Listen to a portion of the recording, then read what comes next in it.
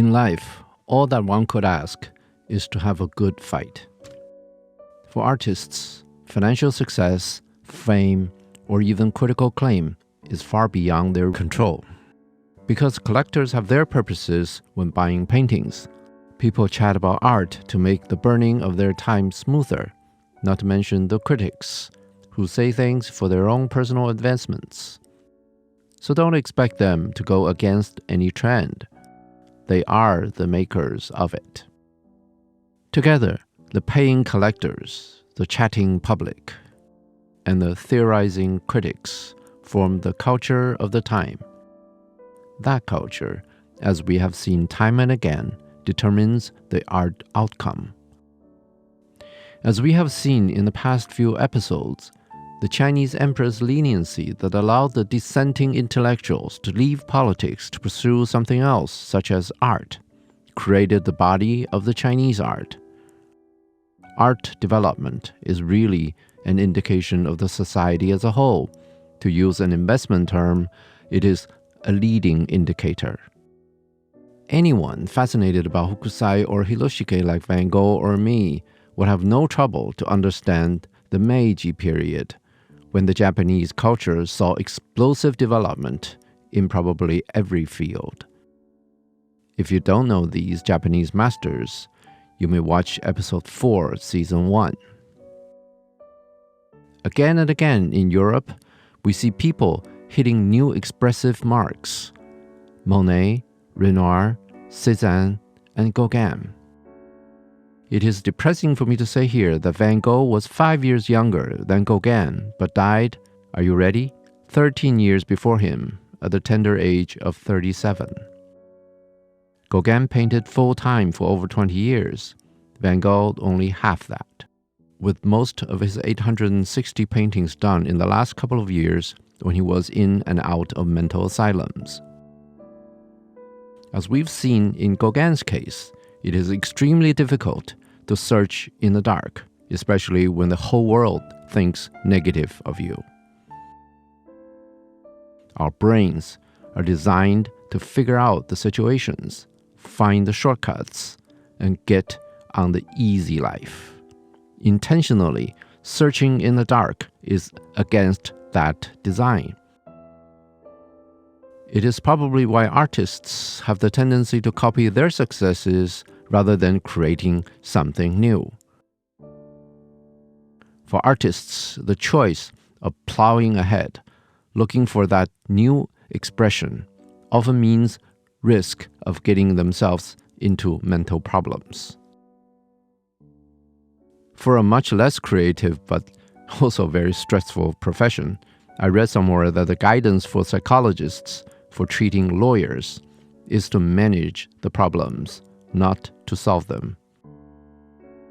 Lawyers who deal with troubles that the clients could not or would not handle at least see money coming in for their work. Artists, more often than not, don't see any money until they sell their paintings, long after they have painted them. That's a high contrast from regular jobs, when people are promised a rate of pay before they start working. You may argue here that artists do commissioned work, such as portrait painting. That's true enough, but for new painters like me or unestablished painters like Van Gogh, it is not available. As I have said, the society must give artists space so they could explore. Being bombarded by employers' input is not precisely the best way to do it. In the same breath, I must say that the society must get their artists paid somehow for creative souls to pick up the paintbrushes. Also, the society must be tolerant in general. For Gauguin, when he was in Tahiti and Marquesas, he either contributed, edited, or started anti-government journals. If the authorities tried to shut him down, I'm sure that Gauguin did not have the ability to fight back. Today's biographers often ignore that aspect of art making. I've heard a lot of calls for the government to fund art, Economically speaking, government subsidies operate like a barrier for artists to enter the field, because the subsidies would unavoidably form a body of vested interests, whose job was to manage and protect their interests through bureaucratic maneuvers. The resulting environments, if I can put it mildly, do not encourage art creating, which is rebellious almost by definition. With all that in mind, let's take a look at Van Gogh.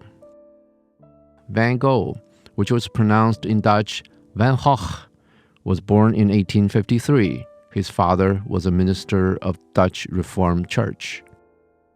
Holland was the economic powerhouse in Europe. It was the first country to introduce limited liability company and the first to set up a modern-style stock exchange in Amsterdam. The innovative legal structure and the new accounting practices quickly made Holland a wealthy country. For instance, from 1641 to 1854, the year after Van Gogh's birth, the Japanese would only trade with Dutch out of this place called Dejima, or Exit Island, outside Nagasaki. With the tradition of Rembrandt, Vermeer, Hall, it was also the powerhouse in art. With a maid, 2 cooks, and a gardener, Van Gogh had a comfortable childhood. He was properly educated, although he did not like it much. He took art lessons but was not specifically attracted to it.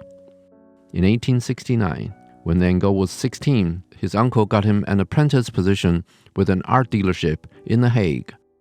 In 1873, 20 years old, he was sent to that dealer's London branch. In 1875, his uncle managed to transfer him to Paris. After he was fired the next year, he went to England, working as an unpaid teacher, an assistant to a Methodist minister. Back with his parents, for Christmas, he worked in a bookshop and decided to try his career as a minister. In 1878, he failed the theology entrance examination at the University of Amsterdam. He also failed a 3-month course at a Protestant missionary school. Moving right along, in 1879, almost 26, he became a missionary in a coal mining district in Belgium. He was fired for undermining the dignity of the priesthood because he gave up his comfortable lodging to a homeless and lived himself in wretched conditions. After a visit with his parents, he was back in Belgium in 1880, lodging with a coal miner. It was this time he started drawing.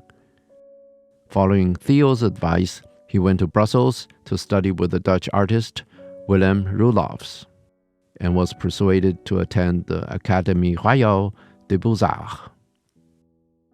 After 6 months, he returned to his parents and continued drawing. In January 1882, his second cousin, Anton Mauve, introduced him to oil painting. Van Gogh had a fallout with Mauve almost immediately after that, but he was surprised of the results he got by literally applying paint on canvas. If we mark this time as the beginning of his art career, he has less than 10 years left. But of course, Van Gogh did not know that. After several failed proposals, he started to live with a prostitute, who was also an alcoholic. The prostitute had a child in July, but the common belief was that the child was not Van Gogh's. Theo, who was supporting Van Gogh financially, quickly started to put pressure on him to leave her. When he succeeded, it was September 1883. In December, Van Gogh moved back to his parents, now in Neuenen. His parents, with a sigh probably, allowed him to set up a studio in the laundry room. Finally, he got some space to focus on painting.